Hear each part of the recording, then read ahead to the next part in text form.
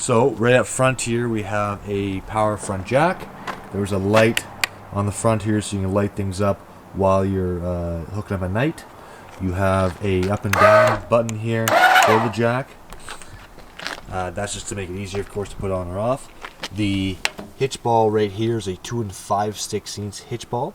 The centerline TS that I'm providing to you will already have that ball in the hitch, tightened, ready to go.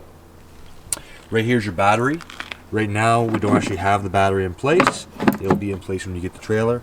There's 2 wires here, a red wire, which is kind of faded now to an orange, but it was originally red, and a white wire. The white is negative, the red is positive. When you're not using the trailer, you should disconnect the negative lead, which is the white lead, because if the trailer's just sitting there in storage, it's not being used, the propane detector on the radio inside will slowly draw down this battery.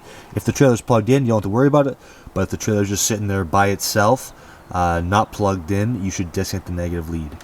Also, when the trailer is over winter, you should be disconnecting the battery altogether and bringing the battery inside and not storing it on a concrete floor.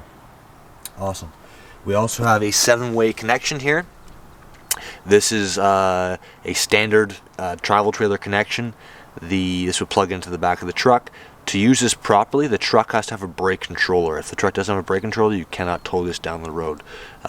So you plug this into the back of the truck, and the brake controller would control the brakes, and the truck lights would control the trailer lights. Awesome. Right in here, I understand it's bright, but for right now, I just have a propane tank installed here. You turn the tank on if you want to have propane. You turn the other tank on if you want to have propane from that tank. There is a selector right here, okay? And there's a green dot on that selector. I know it's bright. Whatever side that green dot is pointing towards is the tank that the regulator is drawing from. If you turn it to the other side, it's going to start drawing for that tank. If you turn it to this side, it's going to start drawing for this tank. Pretty simple. If you're selected to this tank and this tank goes empty, all the way empty, it'll actually start drawing off the other tank automatically. But then you would flip that switch over, and then you can take this tank off and get it filled. Basically, whichever tank that green dot is pointing at is the tank it's drawing off of. Awesome. We have your electric jacks here. I showed you where the switches were last time, but if you ever have an issue with power, you can actually crank these up and down manually. Let's say you run out of battery power, there's no hydro, you can bring these up and down manually like that. Just it takes a little bit, but you just crank them up and down. There's a crank inside the trailer. Right here we have the door right into the bunk area. This will be a specific key, and then the other 2 doors will also be a specific key. So you'll actually have 4 keys for this trailer, 1 for each door and 1 for all the baggage doors. Right here is your city water connection. So if you have water at the house or at the site, you're going to hook it up right into there with a garden hose. Just threads in like so. Whatever pressure you have going in here to the hose is the pressure you're going to have on the lines. So if the house has like 120 pounds of pressure, you're going to have 120 pounds of pressure on the lines. These lines are rated for 60 pounds of pressure. So if the house pressure is ridiculous, you're going to want to get a pressure regulator. Right here is cable and satellite in. They're each marked there. That's for using the TV inside. If you have cable from the house or satellite from the house, you can plumb it into there. This one right here is your sewer tank flush. So that's for flushing down or flushing out your black water tank. Basically, you take the hose from the city water connection, hook it up to here, and turn the water on, and you're going to have the inside of the black water tank sprayed down. The important thing is you keep the black water valve open when you're hooked up and water's running in here. This one right here is a antifreeze inlet. That's specifically for winterizing. My honest opinion, guys, is just have some winterizer for you. It costs like 60 or 70 bucks. I will do a video on winterizing later in the year. But That's my honest opinion. It doesn't cost much. Just have someone do it for you. If you do end up winterizing for yourself, just don't forget to winterize your outside shower. Basically, in here is a hot and cold water with a shower head and a 6-foot hose, and you need to make sure you're running antifreeze through that. This is a 30 amp trailer. Okay. Right now I'm just using the shop kind of wire here. There is a specific wire that comes with the unit that's going to plug in, and if you want to plug in the house, I assume it's a 15 amp outlet on the house. I'll put an adapter inside the unit for you to adapt down to 15 amps. Okay, so now the kind of dirty stuff. We are looking at the sewer. Yeah, you can see that pretty clearly there. So there's basically two types of water or drainage on this trailer. There's gray water, which is your sinks in your shower, and that has a gray handle. Okay, and it's also a much smaller pipe. This cap here goes on. And then there's a black water. See that gate valve right there? That has a black handle, so it's for black water. Black water is specifically your toilet. To open these valves, you pull out on that valve, or you pull that way on that valve. Once you do so, the water is going to come out. So you'd want to make sure you have a hose hooked up, ready to go with that. Each of these tanks is 40 gallons, so you're going to need to figure out a way of either going to a dumping station or some way of draining this water. If you're at a site, you would just hook up right to the sewer in the ground that's at the site, or you have a dumping station at the site. For the house application, you're going to need to find a way to drain this. And this is going back to the flush kit. When you go to drain the black water, so you drain the black water, you're going to leave that open, hook up a line to that SaniFlush black water valve flush kit I told you about just a few seconds ago, and rinse all the black water out. It's important though, whenever you open up the black water, that you close the gray, or vice versa. If you're going to drain the black, or if you're going to drain the gray, make sure you have the black water closed. Awesome. This is all below the trailer itself, in between the two back slides. Awesome. Okay. Whenever you're not using this door or any of the baggage doors, make sure you lock the one side and thumb lock the other side. If you just thumb lock the one side, the other side's going to leak. So you have to make sure you lock both sides of the door. It's a full-size spare tire. You have a roof ladder. You have to get up on your roof, check your seals every 90 days or so. I'm going to do a video specifically on roof seals, so you should watch that to maintain that. But you have to get up on the roof and check your seals. Here is our freshwater fill. So if you don't have water at the site, you basically take this cap off, stick a hose in there, okay, turn the water on, and it's going to fill your tank for you. It's 40 gallons. When the tank is full, the water itself is going to splash back out of here and out of your vent hose. This is if you don't have water at the site. If you have water at the site, you're just going to hook up to that city water connection we saw on the other side. But if you don't have water at the site and you're just going to pump out of here, you fill this tank up. Okay. Here's our switches for our stabilizer jacks. I showed you how to bring those up and down manually if you need to. This hole right here is to bring in or out your slide. This is for your back slide. So it's switched normally, but if you have an issue with power, you can still bring it in and out manually.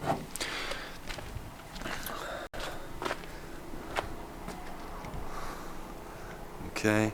You do have outside speakers here, right? You can control those from the radio. This right here is your hood vent. So for travel, that stays clipped up like it is, but when you get to your spot, you want to have this unlocked like so that when you turn the fan on, it's going to blow air out. You have a porch light there as well. That's your furnace vent. Don't touch that. There is a quick connect right here for gas. So it's kind of like an air fitting. Okay, to use this, you have to have like what's called an RVQ, or a low pressure barbecue. Your regular Weber you have at home, or like a regular barbecue, is not going to run off of this. You have to get what's called a low pressure barbecue, or an RVQ.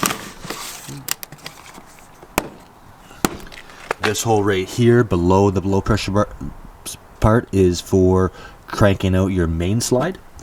This right here is to watch cable on the outside of the trailer, or watch TV on the outside using cable, and that's the plug for it. We have 15-inch tires on here. They need to be kept at 65 pounds of pressure for when you start traveling. They need to be there, so not like at 32 or 45. They need to be at 65 pounds of pressure. The main reason why people blow tires or that kind of thing is because the pressure is incorrect, so make sure you have those at 65 pounds. These lug nuts need to be torqued down at 110 pounds for aluminum rims.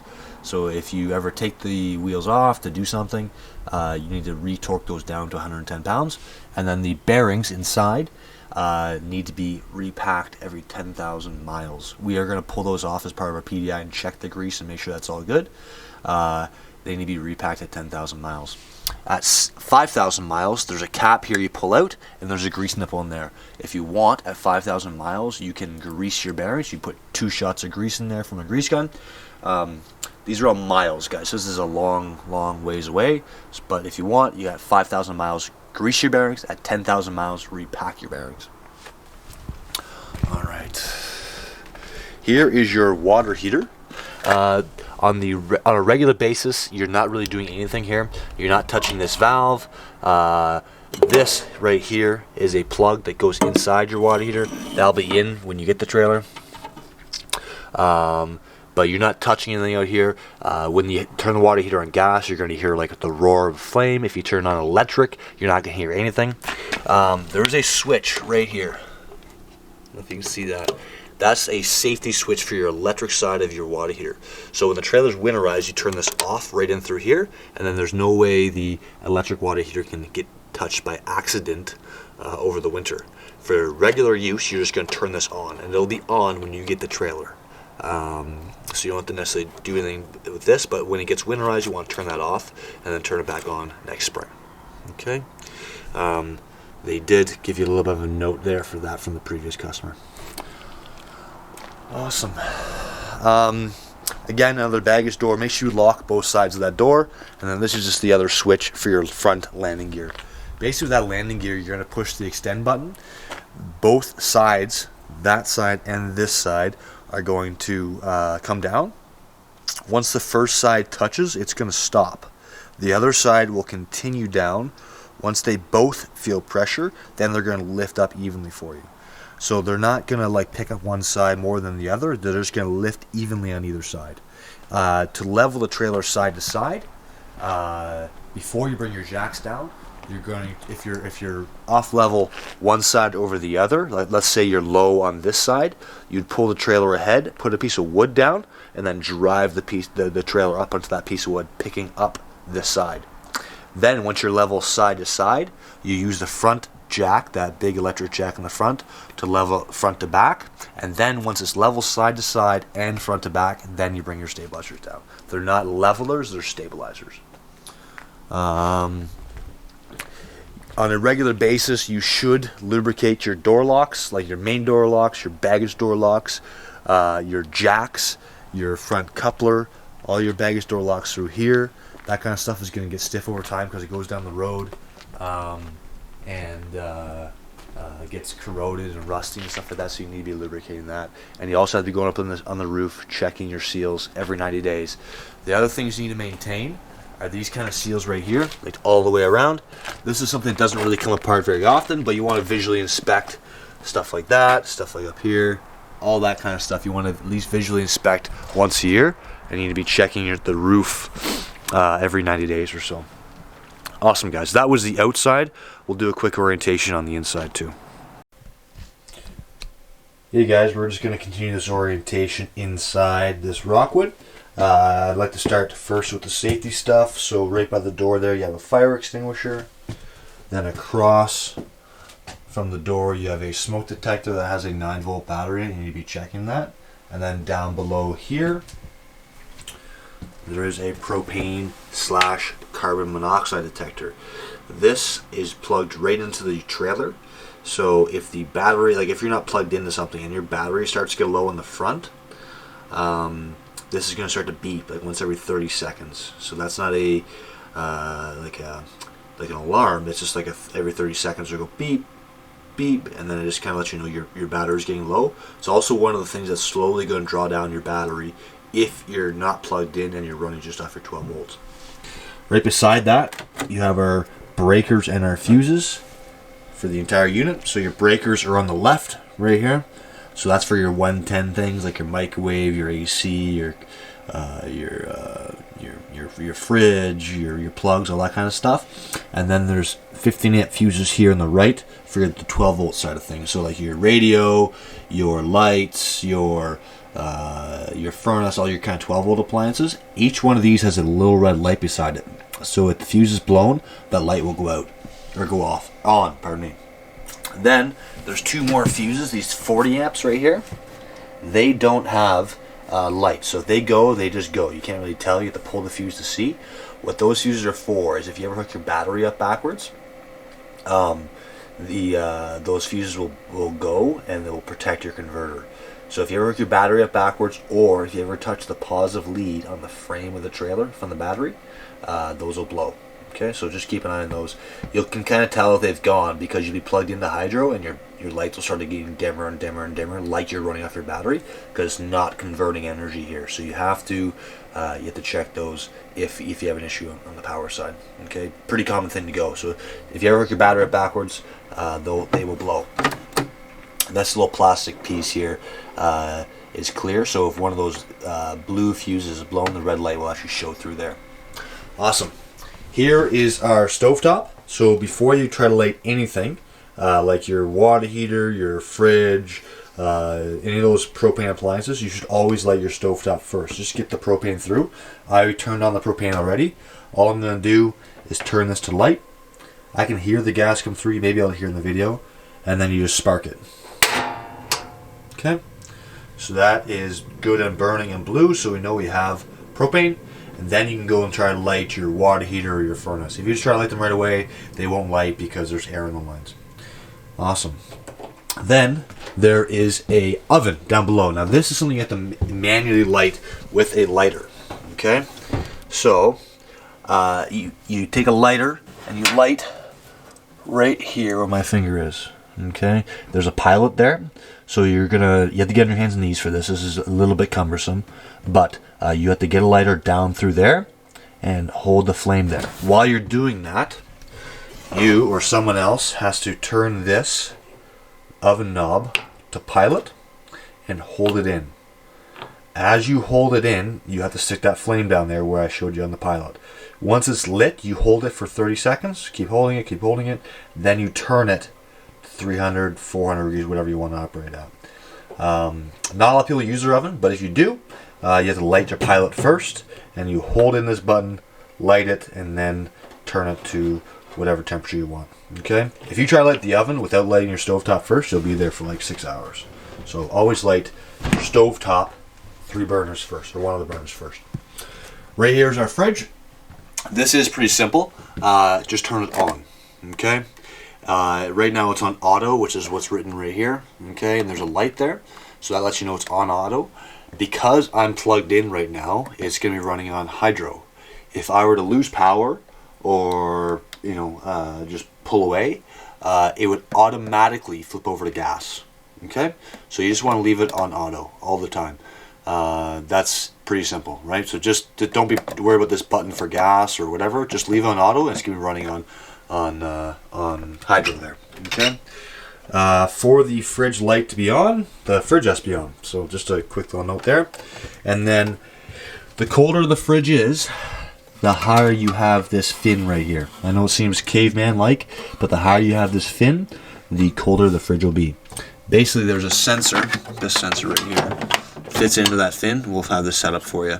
And the further away the sensor is away from the cooling unit, the colder the fridge is going to be. Okay? Awesome. Okay. I'm just holding this camera now, so sorry if it's shaky, guys. But here is your furnace and AC. So this works just like a household, thermostat, but a little simpler. If you want to have the heat on, you go to heat, and then you just adjust the temperature however you want to have it. So you probably have 69 or 70, whatever. If you want to not have that on, or you just turn that back to off. Okay. If you want to have just the fan on, then this controls the fan for the AC. You flip it to fan, and you can control the speed of the fan right here. Okay. If you want to run just the AC, you go to cool, and then you adjust the temperature. Right? So I'd have to come down in temperature. I don't know if they'll get it cold enough to run the AC. No, it's too cold in here to run the AC, but you just turn it to cool for AC, turn the temperature to whatever you want, and operate it. Otherwise, you leave it in the off position. Okay, so heat to your right, adjust the temperature. Cool to your left, adjust the temperature. And if you want, you can run just the fan on the AC just to circulate air, and that's that center one right in through there. Awesome. Let's have a look at the bathroom. Okay. One of the keys, the biggest key with the toilet, is that you leave water in the bowl. There's no like trap like you have in a household toilet, so you have to leave an inch or two of water in the bowl. Otherwise, the bathroom's going to stink. So leave water in the toilet bowl. That keeps the stink down. Okay. Foot flush. So pretty simple. If you touch the pedal, it lets water down. Okay. If you push the pedal all the way to the floor, it lets the stuff go down. Okay.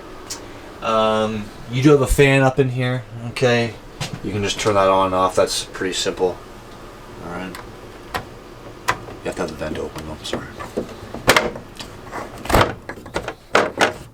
My furnace just kicked off. All right. So you have to have the fan open or the vent open. Then you can turn it on to whatever speed you want. This is actually an upgrade they added on. That's a nice fan. Okay. There's a lot of air over here. Okay. Just spin around to our shower. You have a shut off on the shower head, so if you want to conserve water, you can have the water at temperature you want. Shut off the shower head, okay?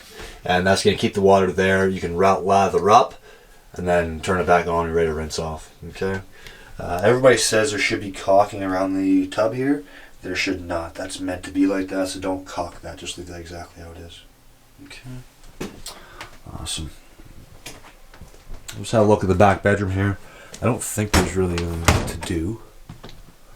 So you just have lights and switches and that kind of stuff. You can figure that out, I'm sure. Okay. So you do have a counter extension for more counter.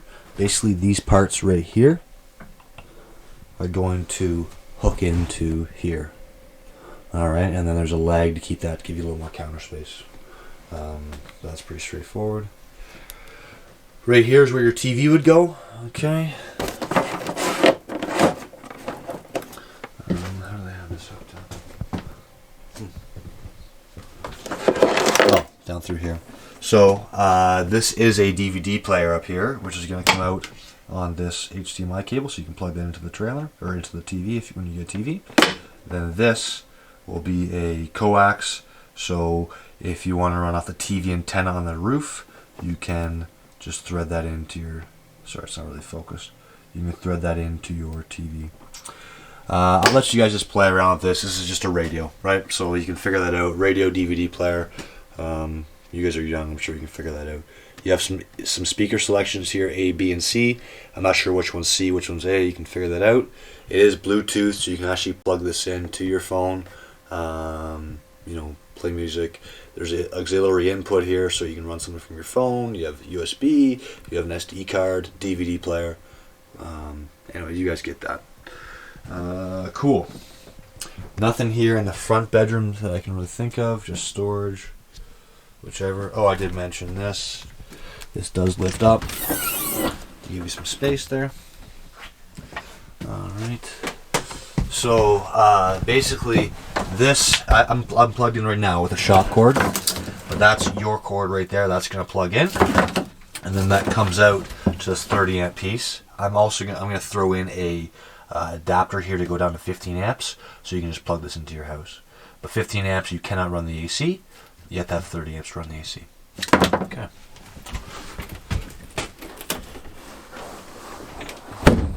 Cool. I know this is shaky.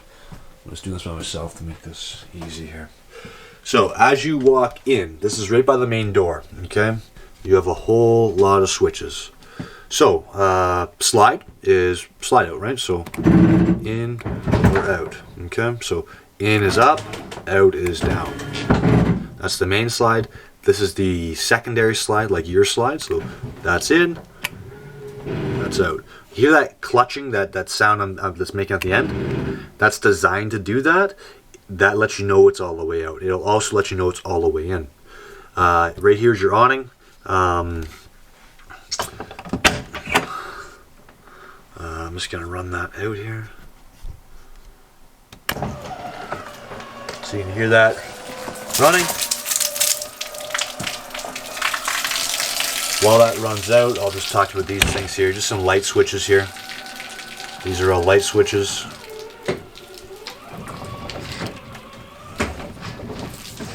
Yeah, that's all good.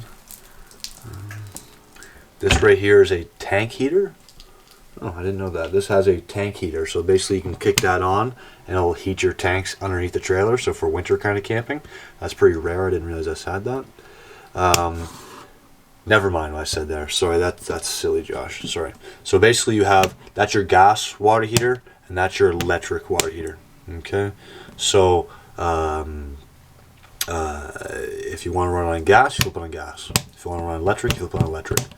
One of the keys is to, if you're going to have it on at all for any length of time, for the electric water heater, you have to make sure you have water in the tank. If you run this for like 3 minutes and there's no water in the tank, you're going to burn out your element. So make sure you have water in the water heater before you hit on electric. With gas, it's not a big deal. It'll just heat up the air in the tank. It won't really damage anything. This button right here is your water pump. So if you have water in the freshwater tank that you filled up at the back, you're going to turn this pump on. It's going to pump water from that tank to your taps. If you're running off the city water connection, that connection in between the slides there at the back, you do not have to worry about the water pump. You just leave that off. Whatever pressure you have on that line is pressure you're going to have at the taps. This is only if you're running off the freshwater tank at the very back of the trailer, that spot behind the ladder. Here is your monitor panel, so you can check the levels of your tanks. Okay, so you can see how full your black water is, your gray water is, your fresh water, and your battery. Right now I'm plugged in, so the battery is going to read full. Fresh water is empty because it's empty. Then these two tanks right here, they'll often lie to you. Like if there's like some kind of debris on a sensor at like 2/3 full, it will say 2/3 full. Okay, but there's not actually any water or anything in the tank right now. So these last two will sometimes lie to you. Okay, the first two are reliable though, battery and fresh. Okay. Just gonna, sorry here, I know it's bright. Gonna look at our awning. So we have it out now. If you want to pitch one side over the other, like make it lower on the front side or lower on the back side, you can do that. And how you do that is you loosen off this knob right here. Okay. Compress this arm down and tighten up that knob, and that's going to lower this side of the awning. Okay. That's just to make rain run off one way over the other. Okay. Alright. So I think that's everything on the outside. I did want to talk about the hookup at the front. Just quickly, just to make a quick point there. So when you go to hook this up, okay, I'm going to do a demonstration on the hitch. Right, that's that centerline TS, but the ball comes in the bottom here. You have to lock this coupler in and put a pin in here. Okay, there's a spot there for a pin. That doesn't let the ball come out of the coupler. Okay, then we talked about the wiring. You have to have the wiring into the back of the truck. Okay, and then there's two chains. Okay, these need to hook up to the truck, and they need to crisscross underneath. Okay, so the chain from the left side has to hook up on the right. So this chain here is on the right side. This has to hook up to the left side of the truck. This may be obvious to you guys, but I just want to make sure. And then the other thing there is a breakaway cable. So that's this little cable right here. This little silver cable here has to hook up to the truck with a separate link. Basically, this is your safety breakaway. So if the trailer ever comes unhooked from the truck while you're driving down the road, this cable pulls a pin further back there and activates the brakes in the trailer so it doesn't follow you down the road. Great. That was that's just a quick little thing about the hookups there. We're done on the inside. Email me if you guys have any questions.